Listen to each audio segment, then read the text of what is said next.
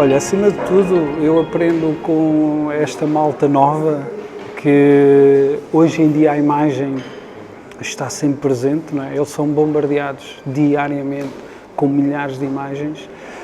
Aquilo que eu sinto da parte deles é que falta um bocadinho esta relação visual, esta cultura visual que eles deixaram de ter nas escolas, eles próprios não percebem o que é que está por trás dessa imagem e a ideia com que a maior dificuldade que eu vou tendo sempre que estou a ensinar ou sempre que eu estou a partilhar estas ferramentas para que eles consigam melhores imagens é essa relação visual, essa relação de composição, essa relação que acho que é muito importante e que há uma lacuna grande que é a percepção visual, a forma como eles olham para a imagem, a forma como eles estudam essa imagem, a forma como eles criam uma imaginação, ou através da imaginação acabam por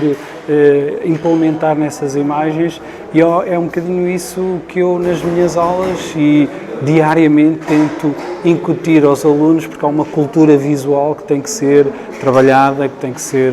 experimentada, que tem que ser explorada para que o resultado vá sendo cada vez melhor.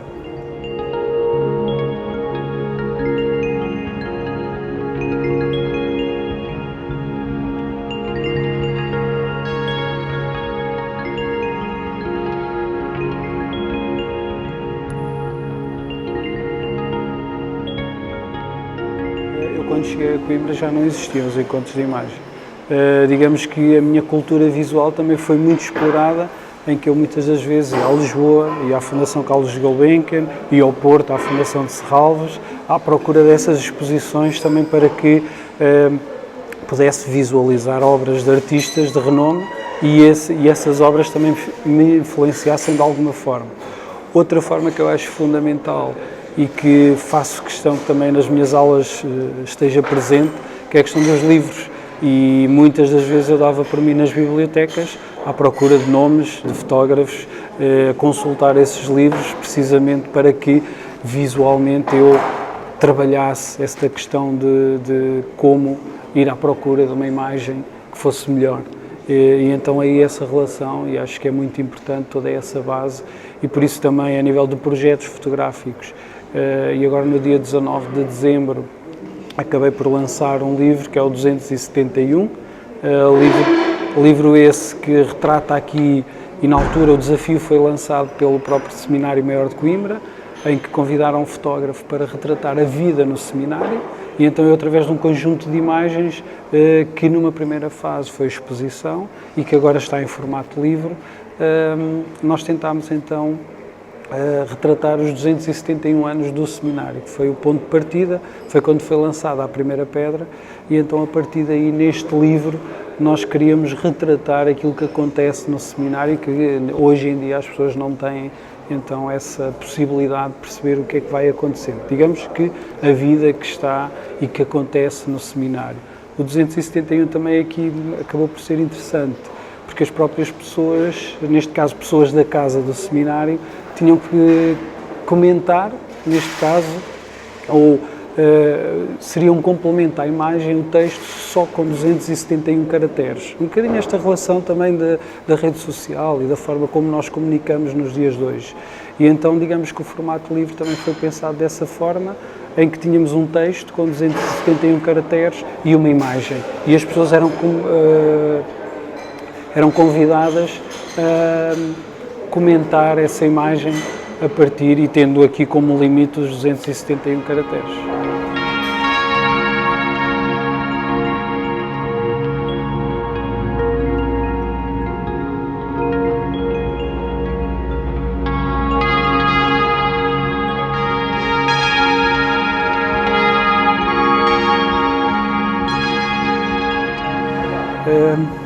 A fotografia começou quando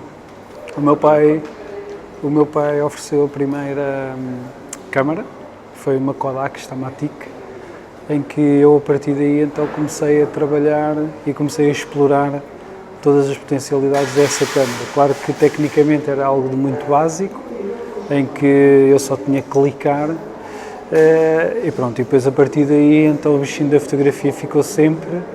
E claro, e depois mais tarde, então,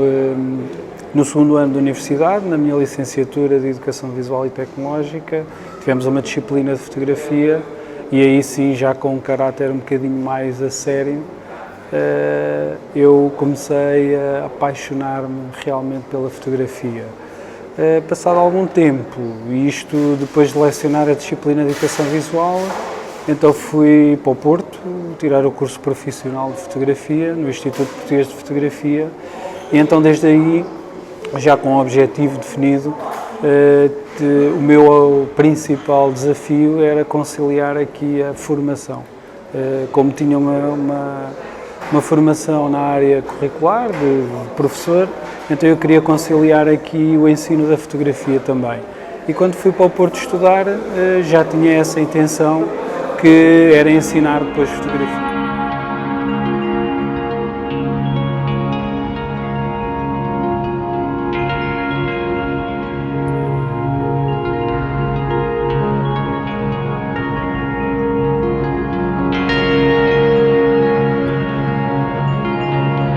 Basicamente eu pegava em folhas de papel quadriculado e começava a desenhar casas. E digamos que a arquitetura sempre esteve aqui muito presente.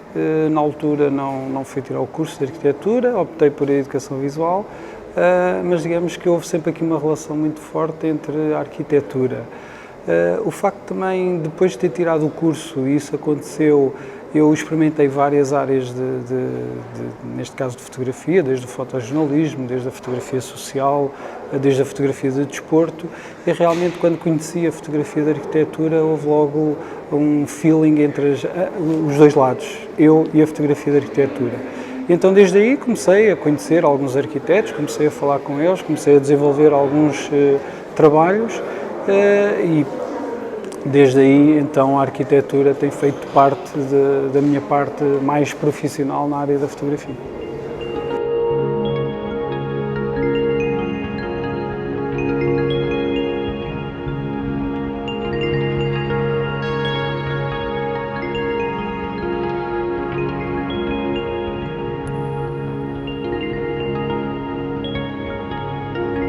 Quando nós fotografamos com o analógico, a relação que eu tinha com a película é que era uma imagem latente, só